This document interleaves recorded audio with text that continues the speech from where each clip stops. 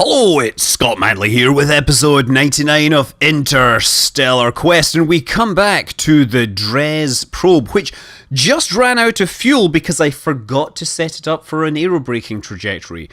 That means the only person in any position to do anything about it is, of course, the Draco. Back from its epic mission to Moho, it's down to 50% or less than 50% of its fuel supply, but that still leaves plenty of delta V for it to approach match velocities and a rendezvous with this spacecraft to pick up whatever sights it has left over. I mean, sure, we already have that scientific data from the Yoga mission, the warp-capable spacecraft. But this is, of course, something that has been acquired using antiquated technology. It's like the collector's items of scientific data. Honestly, I expect that the crew of the Draco simply want to examine this thing up close, to look at an artifact from an old age, an ancient time where we didn't know anything about fusion or antimatter. No, we just had good old-fashioned nuclear fission. Anyway, after some heavily edited manoeuvring, which you don't really need to know the details of because you are all experts by now, we leave Kerbin's sphere of influence a little ahead of our target. But yes, we are in pursuit of this spacecraft, this wanderer, which is doomed to wander the space beyond Kerbin for an eternity, or at least until its orbit brings it back into a collision course with Kerbin. I mean, a collision with Kerbin is incredibly unlikely on short timescales, but it does have at least one of its orbital nodes passing through the area swept out by the sphere of influence of Kerbin, so it should keep on interacting until eventually something happens. Although there's also a possibility that it undergoes an encounter and escapes off to infinity. That's really the fate of most asteroids. They either collide with a parent body or they get kicked out of the solar system altogether. It's actually an important factor in figuring out how the solar system evolved, to figure out how much mass was originally in the asteroid belt and how much has been lost due to the interactions of Jupiter and the other planets. It's really pretty darn complex. Normally the gravitational interactions due to Jupiter aren't that big and they tend to kind of cancel each other out, but sometimes after orbiting in a safe orbit for billions of years, an asteroid will kind of fall into a mean motion resonance and suddenly in a few million years it's literally destroyed. Anyway, we're coming in for final approach next to the Dres lander probe, which we never really came up with an interesting name for, or if we did, it has been lost to the ages. And yes, I have no crew in the cockpit. The spacemen are still in the space lab, enjoying their space coffee aboard their spaceship in space. Okay, yeah, so Archibald Kerman will be the one. You know, there's something really awesome, I think, about getting super deep into space. 13 million kilometers in this case, away from the sun. And then basically parking within 100 meters of a target and EVAing across the distance with nothing around for millions of kilometers. There's something really, awesome about doing that. Anyway, Archibald is getting some data for his science collection. It's just going to go in the scrapbook, to be honest, because we probably already know all of this. But hey, if we upgraded to 0.90, which is of course impossible, we would have biomes on Dres and we would actually have a reason for this thing. As it is, it's just going to go and kind of sit around and he's going to admire the data sitting on his shelf above the fire next to his collection of ships in bottles. And by ships, of course, I mean rocket ships, because they're a lot easier to fit into bottle compared to those old-fashioned ships with sails and stuff that poked up into the sky. Well, Archibald takes to the controls, bids farewell to the Dres lander, and prepares to depart.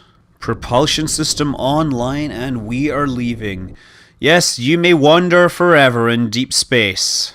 Good thing this isn't reusable space program, or I'd have to bring that thing back. That would just be a whole bunch of hurt waiting to happen. So anyway, yeah, to get back to Kerbin, of course, we just have to thrust towards Kerbin. When we left, we were pretty much going directly away from it. So our velocity vector won't have changed much. We can just thrust back towards it, and sure enough, within a day and a half, we're going to have an encounter with Kerbal, and then we can continue our descent. Okay, so the next item on the alarm clock list are these discarded fuel tanks flying over Jool. I should point out that if you have any sensitivity to flashing lights, you probably shouldn't watch this video. I mean, I say discarded fuel tanks, but these were, of course, designed to work as impact probes and various other things. They are space probes of a sort. However, they're probably not going to make it all the way down into Jool's atmosphere. They're going to burn up in the high atmosphere because they have no heat shield. And even if they don't burn up in the high atmosphere, they're probably going to get their solar panels torn off. So really, these things are doomed. It's just a question of how they meet their fate with honor. Yes, indeed, the second one is even more daring, using its limited amount of RCS fuel to drop its periaps down deeper inside the atmosphere, and hopefully means that I won't have to sit and watch it burn up for as long. It is unlikely to last long, given that it's travelling at 8.5 kilometers per second through the atmosphere, and the pressure is only building, or the density is only rising up. Something has to give. And that's something. And you can see it just shooting off in the distance there. It is still actually active, it's just that the lowest value part on it was probably the separator, so the separator exploded, and the rest of the spacecraft continued on to at least last a little longer. It's still alive, and the temperature is going all over the place. 600, 700, 800, 900... 1,000, something else exploded. 1,000, and we're going up now. Temperature is rising, but you know what? We are headed up. However, the spacecraft is crippled. It is now missing its solar panels. It does have some control, and actually, using the aerodynamic properties of Ferrum Aerospace, I can actually use the body like a spoiler to push the spacecraft down into the atmosphere, and also slow things down. So we've dropped about 0.5 kilometer per second, and the whole orbit is now under 10 hours. Unfortunately, 10 hours is more than it has in terms of battery life. This probe will be dead by the time it gets around there. So there is one trick that's actually kind of useful if you don't know this. So the batteries on this, you can right click on them and then you can disable electric charge flow. And that means that the battery will still have power in it. You will still have control over the spacecraft to flip that power on and off. So you can put spacecraft into hibernation if you don't have solar cells, for example. Anyway, the rest of the spacecraft, the primary component, the mothership, is going to undergo a close encounter with Lathe. And this is intended to be a maneuver to reduce the inclination of the orbit relative to the plane of the Jool system. So it does also appear to be kicking it off to escape velocity. We're going to have to try and counter that. Hopefully I can do a bit of aerobraking to slow the spacecraft down, but failing that I will have to burn some precious fuel. Hopefully it will be less fuel than was needed to actually perform an inclination change by directly burning the fuel at the ascending or descending node. So you can see that I'm just more or less guessing my way through the maneuver here. I didn't bother to create maneuver nodes. I'm just trying to make small adjustments to the orbit to make sure that I encounter Lathe, and so that the resulting orbit after this encounter is as close to being in the plane of the Julian system as possible. Plane change maneuvers are extremely expensive and you should avoid doing them if you can. If you look at the Apollo mission profiles, those landing sites were entirely constrained by the launch time, because that put you into a certain inclination orbit, and then when you transferred to the moon that would put you in another inclination orbit. At no time did they really attempt to make plane changes to accommodate for all this. And on top of this, there was limitations on the illumination of the landing site, so they had a very small area to go on, and their launch times were constrained based upon what landing sites they could hit. And this is all because performing a plane change maneuver to pick a specific landing site would have been far too costly for the Apollo spacecraft. Anyway, let's take a moment to admire the beauty of space. Yes, let's also realize that the periaps is too high and needs to be adjusted downwards so that we have a better chance of slowing down from Jovian escape velocity, or Julian escape velocity. By Jove, what am I talking about? Perhaps that's just a slip of the tongue after we discovered that the Jove spacecraft are back in the EVE Online client. Something is afoot in Jove space, I say.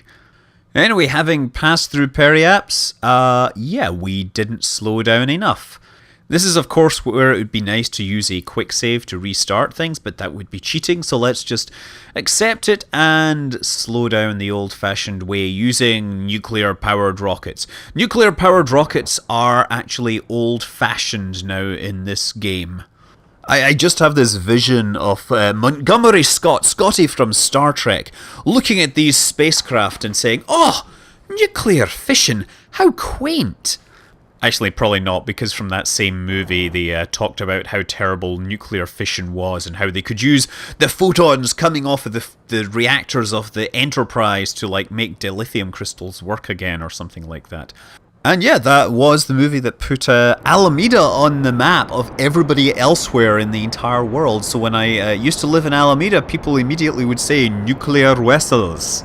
But this nuclear vessel is putting itself into orbit around Jool. We've already captured, oh look at it, admiring the green giant in the background. And we've done pretty well on our plane change here.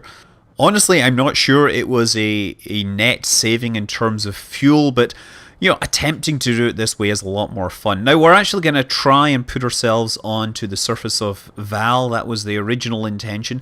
Even though, of course, we now have a manned spacecraft in the area, but this is it'll be fun trying to scout out more than one location. So now we begin the process of circularizing and beginning the rendezvous.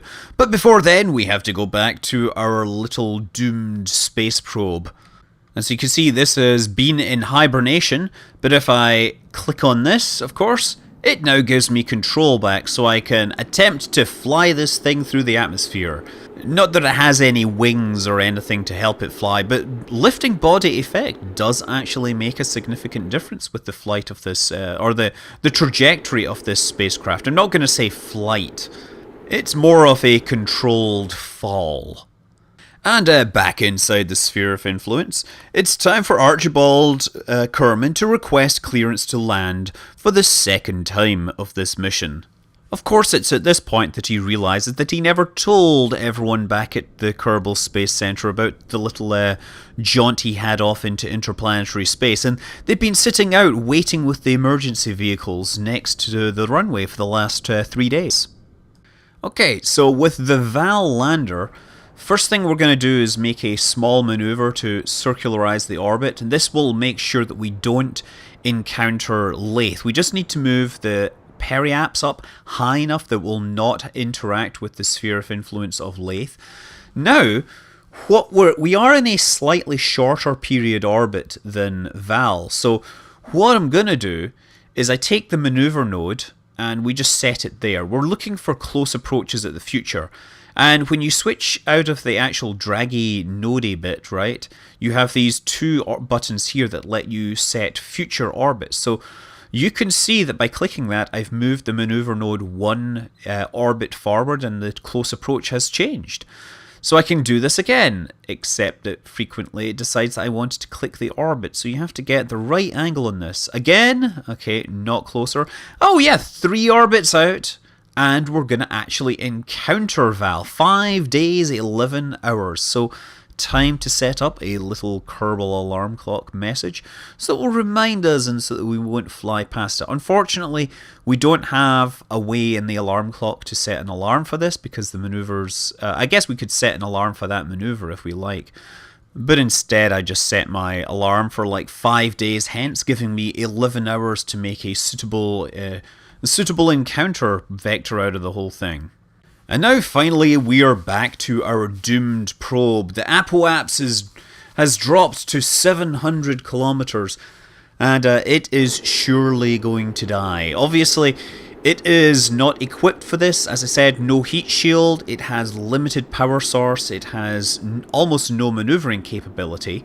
So getting to the surface is really not something it was designed for. Of course, that makes this a challenge. I kind of got distracted by this whole thing and thought, what are the odds that I could get this down through the atmosphere? Or rather, how low can I get this through the atmosphere? Can I even get it near to the surface? The surface that doesn't actually exist. Anyway, yeah, we take control of the spacecraft, and immediately we're going upwards. So what I do is I pitch the spacecraft down so that the lifting body effect keeps me inside the atmosphere. This kind of aerodynamically controlled descent is all about controlling vertical speed. If you're going down too fast, then the pressure builds up too quickly and you will burn up. If you're going up too quickly, what will happen is you're going to move into a regime where you don't really have control anymore and you'll fall back down even faster. So I'm pitching the nose up, and you can see my vertical speed is actually slowly rising once again. And remember now, we are moving below orbital velocity, so this vertical speed is rising because of the aerodynamic effects being calculated for this cylindrical body. If I let the nose go down, if I turn off the electric charge use, we fall back down.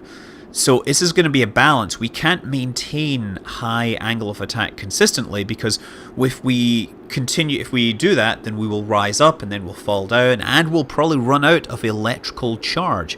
Once again, lifting the nose up and bringing the descent back under control. So I'm going to toggle this, and I actually toggled this thing for the better part of 40 minutes.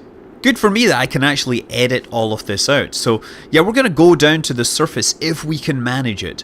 It's not well equipped for this, but that's half the fun.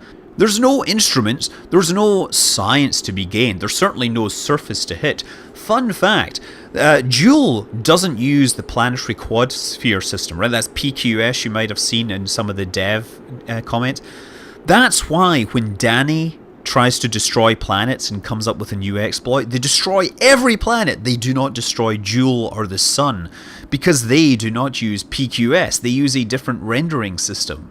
So the bugs which can destroy a PQS planet perhaps cannot affect the non-PQS bodies, entities within the Kerbal system. Anyway, look, we've dropped our velocity down to under 4 kilometers per second, and we are still alive. We are definitely falling here, but yeah, so to bring this spacecraft the nose up, I've been using the monoprop. And unfortunately, around 90 kilometers mark, I start to realize that I'm running out of monoprop. The good news is that we still have reaction wheels. However, obviously the reaction wheels are not nearly as powerful as the monoprop. Also, this spacecraft is supposed to have 2 sets of RCS thrusters. One of them obviously fell victim to re-entry heating on a previous pass. But yeah, it seems that we're practically out of monopropellant. We are going to have to switch to reaction wheel only. Now, of course, flying spacecraft using the aerodynamic properties during re-entry is something that all spacecraft actually do. The difference is they're usually designed for it. Yeah, the Apollo spacecraft, I've pointed out, they deliberately had the center of mass of the spacecraft at an angle offset from the center so that the spacecraft would naturally sit at an angle, and then they could rotate the spacecraft to whatever orientation they needed to actually fly the spacecraft. They do not have reaction wheels nearly as powerful as I have.